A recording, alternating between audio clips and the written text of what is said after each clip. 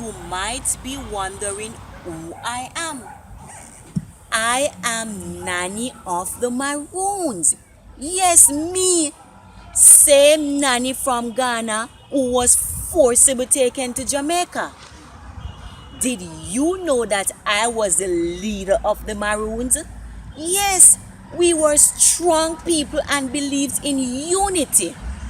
I was never afraid to take on the British, no matter how fierce the battle was. Don't be fooled by how small I am. I was a very dominant warrior fighting for freedom along with my brothers Kwao, Kojo, and Akompong. The British soldiers said I used supernatural powers to win, but I rather not say I was very smart. We had victories and we took some losses too. Thankfully, my efforts were not forgotten. I became a national heroine on March 31st, 1982, immortalized in the history of Jamaica, and my picture is also on the Jamaican $500 note. Freedom fighter. That's me, Nanny of the Maroons.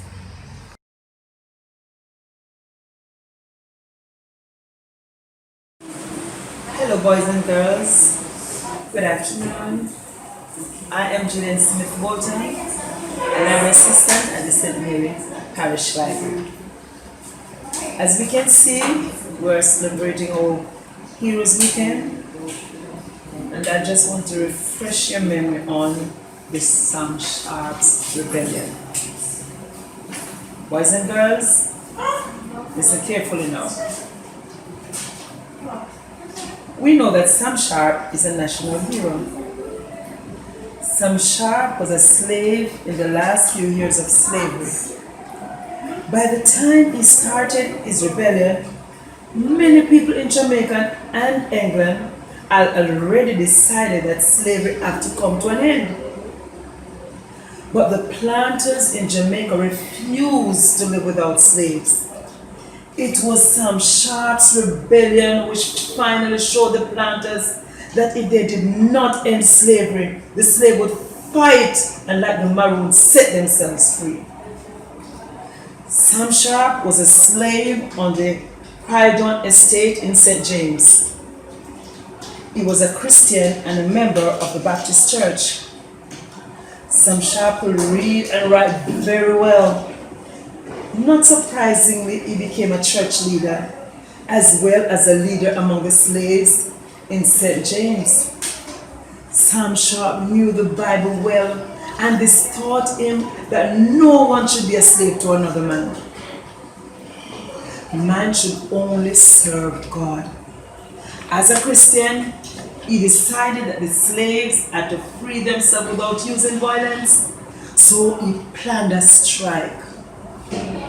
Knowing that the estate could not make profit without the labor, he told the slaves that after Christmas Day, they should not work until their master decided to set them free. Sam Sharpe said to the slaves, I know we are free. I have read it in the English papers. I have taken an oath not to work after Christmas without some satisfaction. I will not. Sam Sharpe's fight for freedom began as a strike, but soon turned into a rebellion. Slaves in all the parishes wanted their freedom badly. Also, they believed Sam Sharpe when he told them that the king had set them free, but their masters were still holding them as slaves. So the strike in slavery began to burn the estate. As soon as the news of one fire spread, other slaves began to burn estate houses and to fight against white men and soldiers who came after them. In order to delay the soldiers, the slaves set up roadblocks, broke down bridges, dug out trenches as traps. The rebellion lasted for 9 days. Slaves from 5 parishes, St. James, Trelawney, Hanover, Westmoreland, and St. Elizabeth joined the rebellion. Many estates were burned and many slaves, colored and white, died. For the first time, some colored fought with slaves. By doing this, they saw that the aim of the blacks were their aim also. They saw that the whites treated all black people badly and that they all had to fight together if they were to change things. Whites were cruelly brutal to the slaves when they caught them. Even a white man with a gun would shoot at a black man whom he saw. Many innocent people were killed, as an account written by an observer shows. A man who was going to work with a hoe on his shoulder was shot through the head. He fell dead on the spot. The same observer said that the soldiers were so uncontrollable that it is a wonder they did not kill each other. Slavery ended 2 years after Sam Sharpe's rebellion.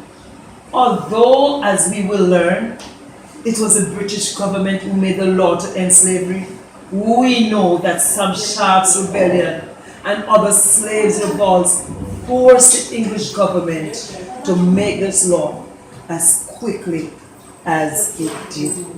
And this is the end of the Sam Sharpe's rebellion.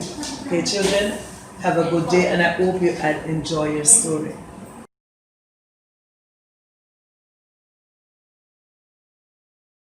Hi everyone, I'm Shanika Esler, Senior Librarian at the Centenary Parishioner. As you know, it is Heritage Week, and I'll be quoting some words from the famous Marcus Mosiah Garvey. The name of this book is Up, You Mighty Race, an introduction of Marcus Garvey. Listen and learn. Up, you mighty race, you can accomplish what you will. Progress is the attraction that moves humanity. Liberate the minds of men, and ultimately, you will liberate the bodies of men. Up, you mighty race! You can accomplish what you will. Love your race and respect yourself. Up, you mighty race! Up, you mighty race! Up, you mighty race!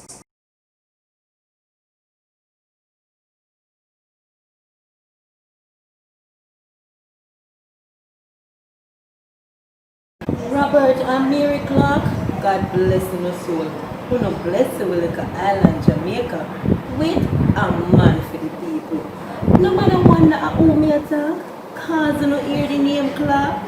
Him born February 24, 1884, William Alexander Clarke, but later changed his name to no other than Alexander Bustamante. Busta grew up like Mosiah. He wasn't that town boy, he was a country picnic right down a Glen him Hanover. He was an adventurous young man, so him decided to tour the world. Him left Jamaica to go better himself in 1906 and come back 1934. After he come back, he couldn't just stand so back and watch the workers of the island suffer. So guess what? He start writing newspaper about workers' bad working condition to get the government attention. With all that, he still never satisfied.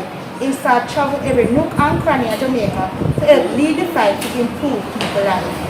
As time go by, Bustamante got involved in trashing out workers' rights.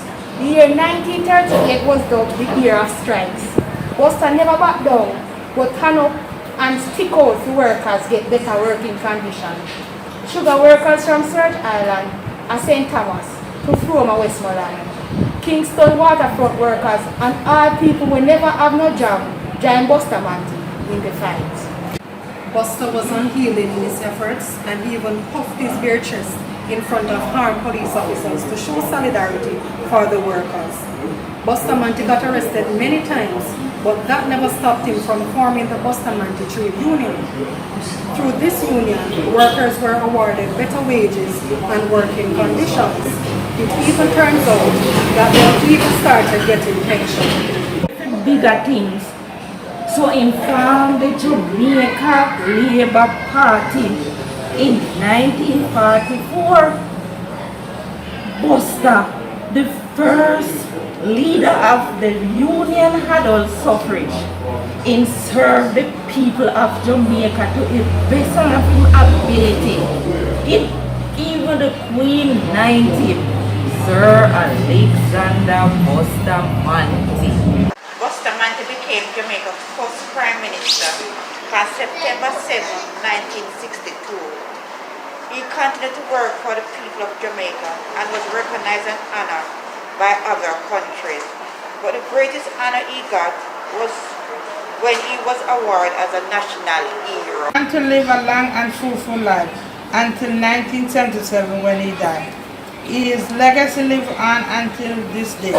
Just look at the $1 coin and his face is on it. You ever heard about Bustamante Children Hospital? All that name after him too. And of course you can visit National Hero Spot.